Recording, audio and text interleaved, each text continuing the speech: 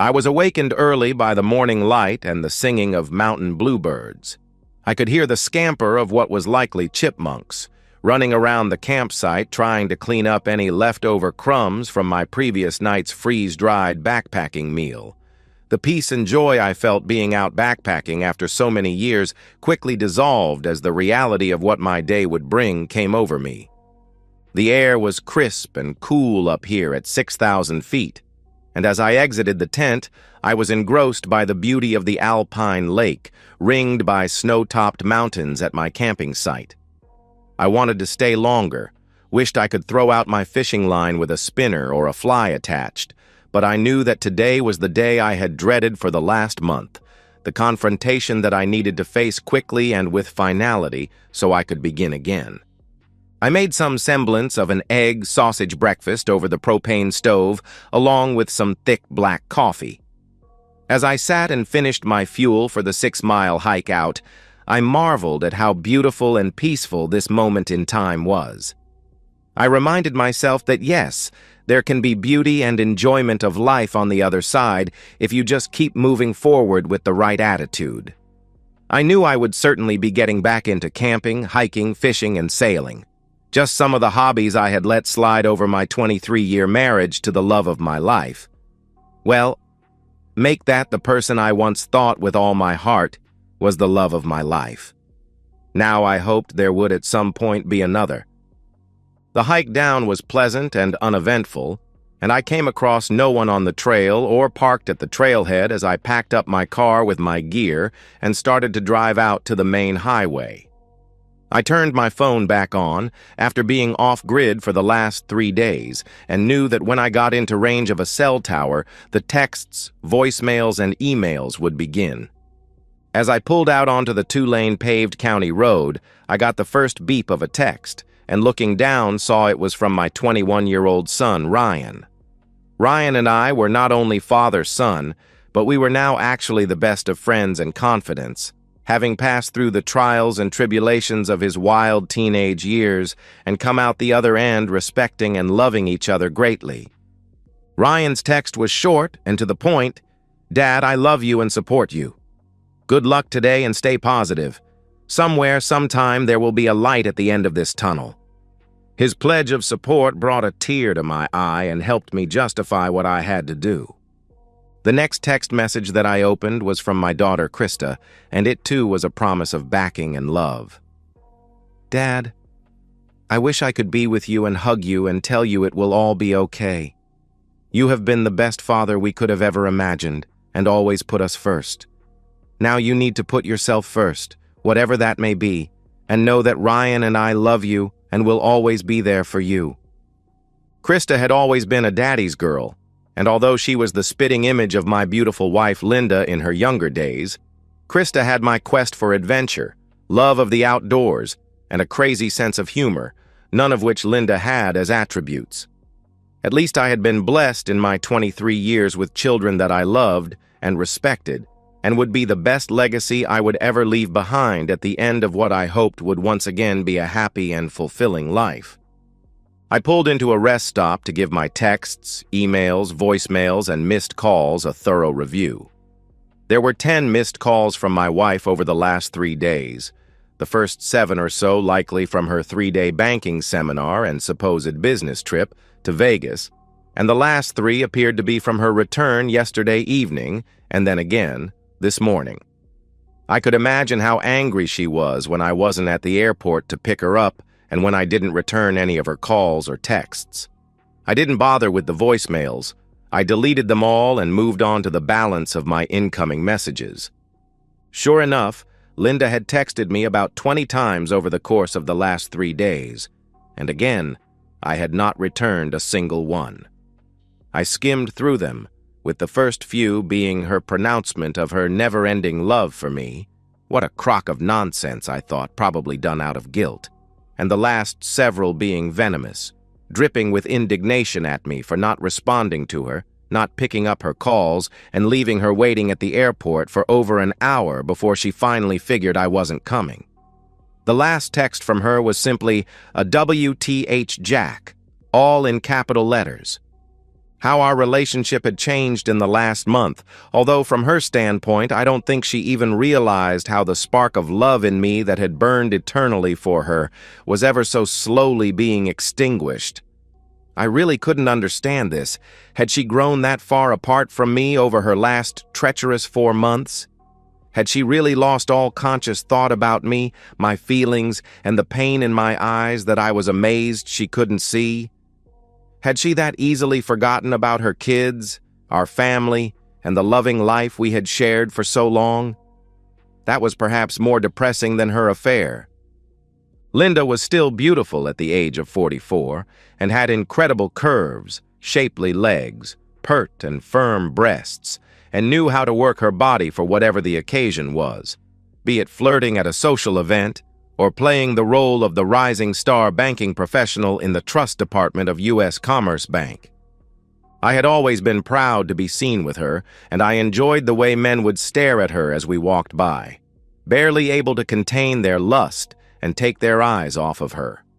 Knowing that she was mine, and she and I were entwined forever, gave me a huge rush of self-esteem and ego as we passed the onlookers' admiring glances. I told her how beautiful and desirable she was, but she would always counter that she was getting old, and she just didn't feel as young, vibrant, and beautiful as she once was. I could tell this bothered her, and I would try to assure her that her light was getting brighter, not dimmer, but she would just disregard my compliments by saying, "You just have to say that 'cause you are my husband and you love me." Perhaps the why for all of her lies and deceit was buried in those feelings of fleeting and lost youth, but I was pretty sure I would never know. Maybe she wouldn't either. Whatever the reason, her younger boss, John Monroe, had somehow become the new light of her life, at least in a sexual way, if not in a boring but dependable best friend way, which I was now evidently relegated to. Although to me, we had even passed beyond being friends, but again, Linda never noticed it. John Monroe was wealthy as the vice president of the trust division, and he was lean, tall, and so self-confident that I found him obnoxious the few times I met him. But Linda thought he was the epitome of a great leader. At least that was what she used to say when we used to discuss her work life and him. But that abruptly stopped 4 months ago also. Looking back, I now assumed that was the start of her affair, the beginning of the end of 23 years together. I shrugged off my depressive thoughts, looked back at my phone, and with an angry snarl, I deleted all of her texts and then went on to my emails. My lawyer's email told me that everything was ready to go, per my discussions with him. I also noticed that I had a Snapchat, and I opened it up to read, "The person you were interested in had a severe accident while being mugged. 1 crushed testicle and a shattered knee." When I closed the chat, it immediately erased itself. The next email I reviewed was confirmation that my resignation from work was accepted, and my 401k and stock options had been liquidated, and the proceeds moved to my new checking account. I was flush, at least for a few years, although the tax bite would hurt. But I really didn't care. I needed to leave. I was getting ready to pull out into traffic when the phone rang, and I saw it was Linda. I decided that there was no time like the present, and equated it to pulling off a Band-Aid. It had to be done quickly and with conviction. I pulled over to a corner of the rest stop, turned off the car, and answered the phone in as non-emotional way as I could muster. "Hey, Linda, what's up?" I asked. "What's up?" "What the hell do you mean, what's up? First of all, where are you? You weren't at the airport to pick me up and you weren't home all night. You didn't even leave a note and you haven't answered any of my calls or texts since last week. What the hell, Jack? You tell me what's up." "Gee, Linda, I didn't think you would really care either way if I answered or not, or if you saw me or not. I figured you would be relieved that I wasn't home. That way you could clean yourself up and get back into character before you saw me, the kids, our friends, or your parents. Isn't that how you make your double life work?" "What? Why would you say that, Jack? I don't even understand that. What double life? You know I have to travel for work. And by the way, why aren't the kids answering any of my calls or texts? And where is our king mattress from the master bedroom? I had to sleep in the guest bedroom last night. Jack, what the hell is going on, and where the hell are you, and why did you leave me stranded at the airport? I feel like I am in the twilight zone and nothing is making sense. Linda, you are in a type of twilight zone that you chose to put yourself and our whole family into. Linda's anger and aggressive verbal onslaught was trailing off as her confidence must have started to sink and her worst fears started to surface. What? What the hell does that mean, Jack? Where are you and what's going on? It doesn't matter where I am or where I'm going, but I'm out of town, Linda, and I've been too busy the last week to answer your texts and calls. I've been pretty busy trying to figure out how to move on from a major betrayal in my current life and move into my new life.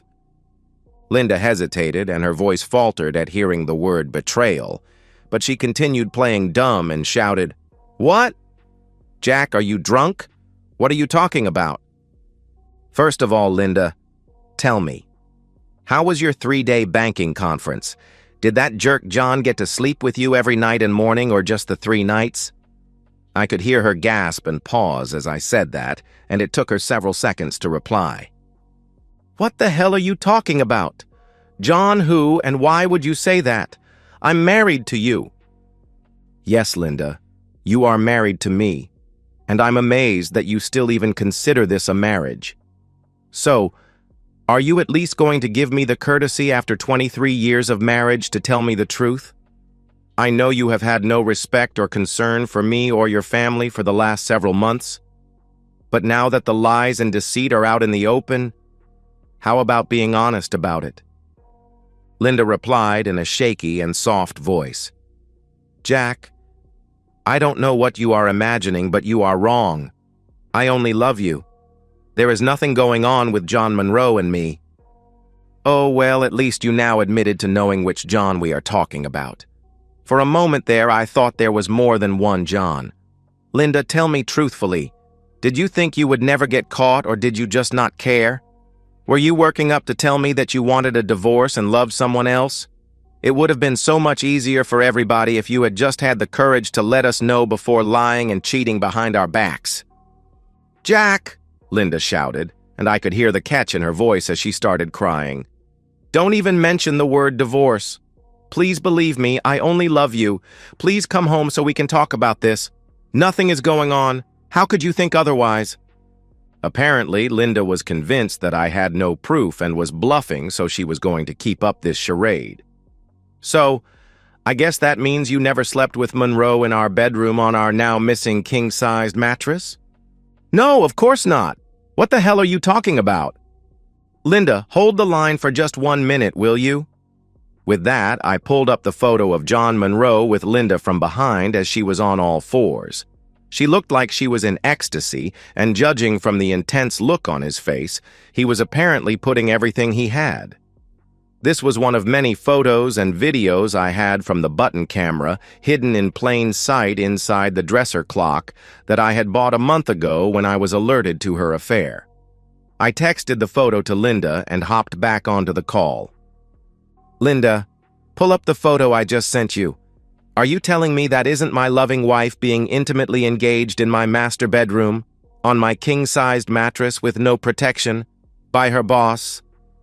I could hear her drop the phone and cry out in agony. Oh God, no, Jack. Please. It was a mistake. It only happened once. It didn't mean anything. It was just a fling. Just the excitement of someone younger who wanted me so badly and made me feel beautiful and young again. It was a one-off, and I truly never meant for it to hurt you. Oh God, I'm so sorry. But Jack, if... I cut her off by yelling into the phone. Linda, look out the back window in the middle of the backyard. Do you see that pile of charred wood, metal, and ash? That's our king-size mattress. That is symbolic of how you torched our marriage, how you betrayed our family, how you humiliated me. When did you start hating me enough to hurt me like that? When did you decide that you no longer cared about my love or our family's love? When did you decide I was no longer worthy of your respect or honesty? When and why did you decide to throw us out like the morning trash? Jack, please, please forgive me. I love you. I don't hate you. I could never hate you. I want to spend my life with you. It was an accident, a bad mistake, and it was just the one time. It was me being selfish. It was never anything lacking in you. Please, Jack, come home and talk to me. Linda, the kids and I have had enough of the lies and deceit. Can you just finally be honest with me? Is this why the kids won't answer my calls? Jack, did you tell them and turn them against me? How dare you, Linda? I didn't do anything to turn the kids away from you. You did that all on your own. Well, that is you and your love buddy. This is all you. Your selfish, self-centered attitude and your need for someone else's love is what has put you in the twilight zone and what has taken our whole family and destroyed it and pushed us all away from you. And no, it wasn't me that told the kids, it was the kids that told me. How pathetic is that? I would have never thought you could lie and cheat on me and throw us away so easily. At least now stop lying. It wasn't one time. It's been going on for at least 4 months, judging by how you have cut us all out of your life emotionally. And the sad part is you didn't even realize it. You quit talking with us, quit looking at me, quit making love to me except for the rare mercy intimacy. You disgust me. Jack, it didn't mean anything. It was just intimacy, just the one time, and just a short lapse in judgment out of a 23-year marriage. It's you I want, not John. Please believe me. Linda, hang on. I pulled up the next picture from my phone, the one where Ryan had come home unannounced to pick up some tools, and heard his mother and Monroe going at it.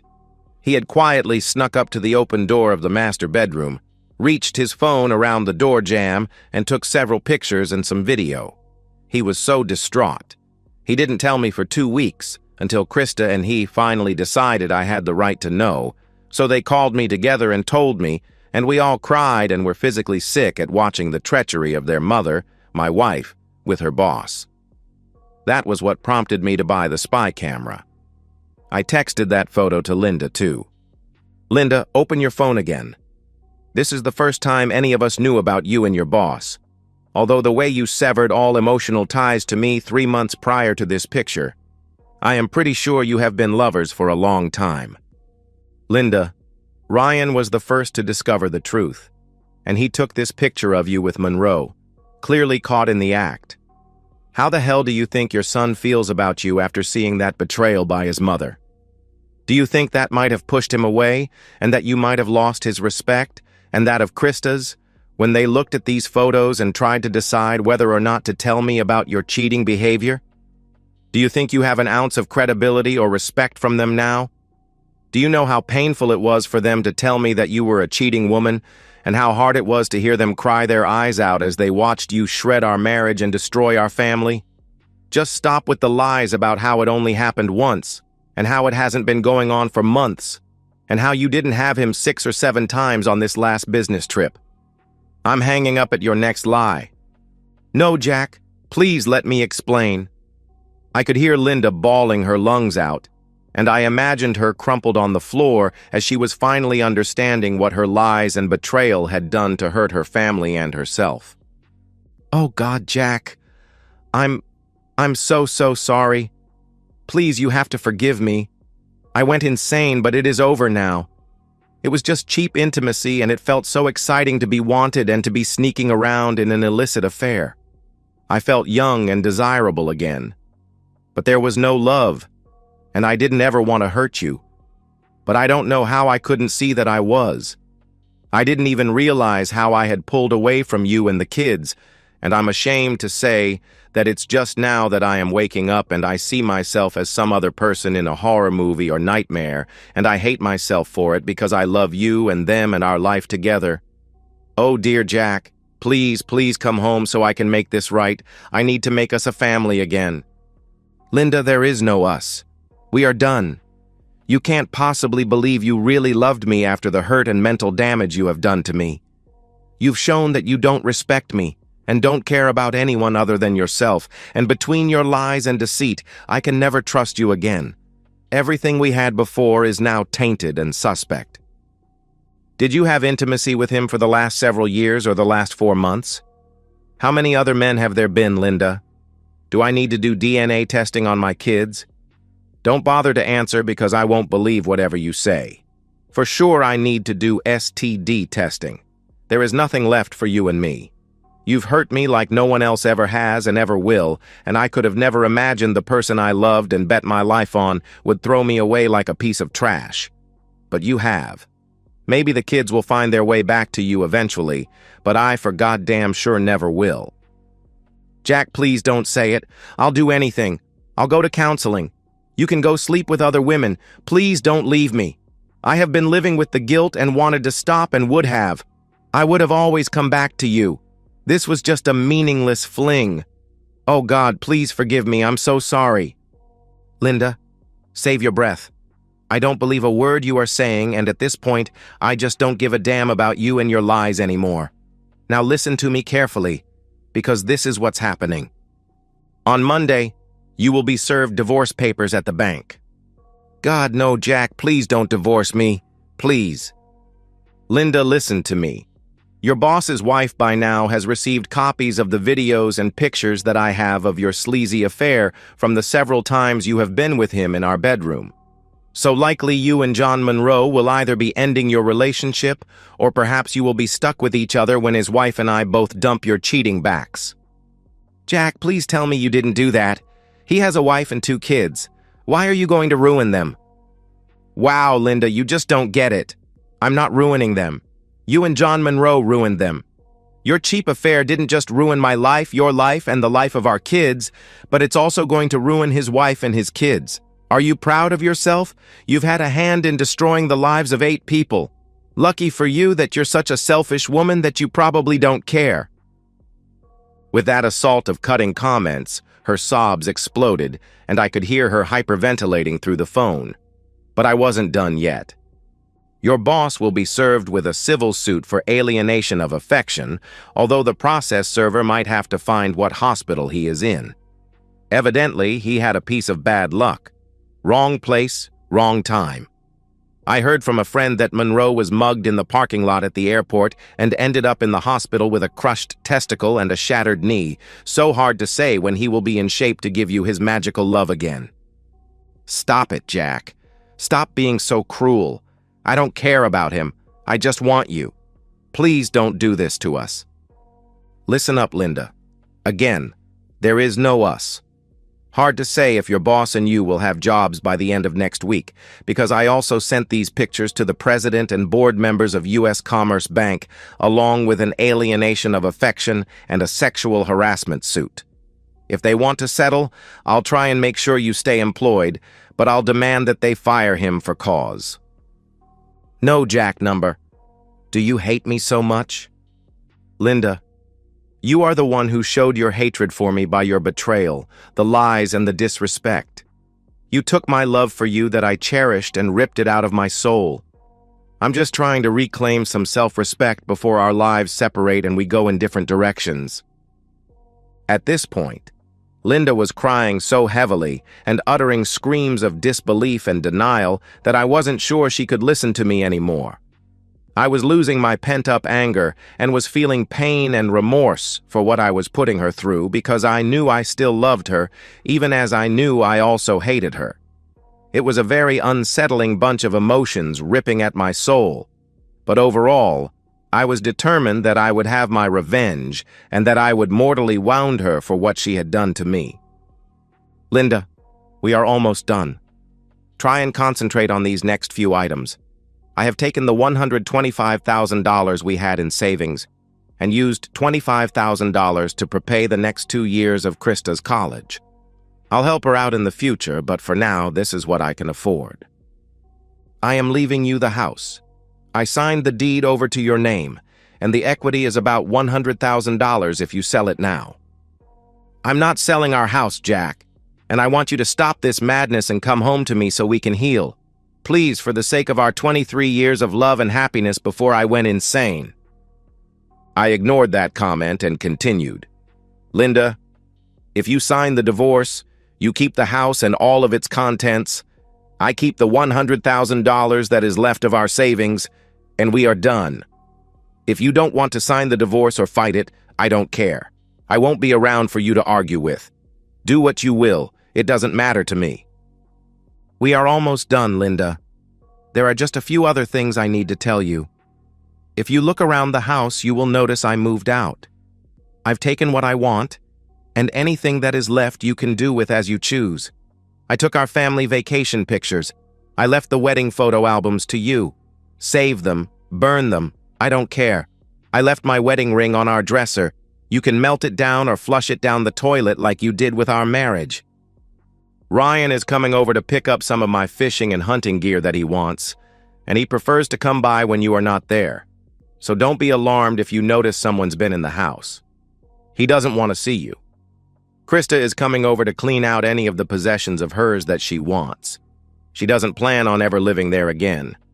She also would like to come by when you are gone, so don't be surprised if you see her room emptied out. The last thing you should know is that I also texted the pictures of you and your lover to your parents, my parents, and all of our contacts in both of our email databases, so you might want to work on what story you want to tell them all. I'll be damned if I'll be the bad guy in this failed marriage. Her crying and screams had now risen to a level where I was afraid she would pass out or have a stroke. This needed to end. Linda, one more thing. I resigned from my job last week, and I am leaving the state for the great unknown. I'm hoping that I can find someone in the future who loves me enough to stay true to the promises we make each other. Someone who will respect me, treat me as a treasured equal, and someone that I can once again trust and love. I hope you can find what you evidently were missing from me. Please don't look for me. If you really need me for something, you can send a message through Ryan or through my lawyer, but I am out of your life, and you are out of mine, and there really isn't any more to be said. Goodbye, Linda. I could hear her screaming, "Jack, no, please, Jack, please forgive me," as I hung up the phone and broke down into an anguished fit of crying and pain. I think I knew I had gone too far in exacting my revenge, and it would take a long time to forgive myself for the cruelty I showed. I doubted I would ever forgive her. I knew the road before me would be a painful one before I could heal myself and feel like I was ready for more than a life of solitude. More than anything, I didn't want to lead a life of bitterness. But I reminded myself as I thought about my morning on the mountaintop that there would still be moments of beauty and magic in my life if I could keep myself open to them and just keep moving toward a new beginning. And so, we've reached the end of today's story. Was it what you expected, or did it take a twist you didn't see coming? I'm curious to hear your thoughts. Share them in the comments below, and let's get a conversation going. If this story kept you hooked, make sure to hit that like button. And if you're new here or just haven't subscribed yet, now's the perfect time to join our community. I bring you fresh, captivating stories every day, so click that subscribe button and turn on notifications so you never miss out. Thanks for watching, and I'll see you in the next one.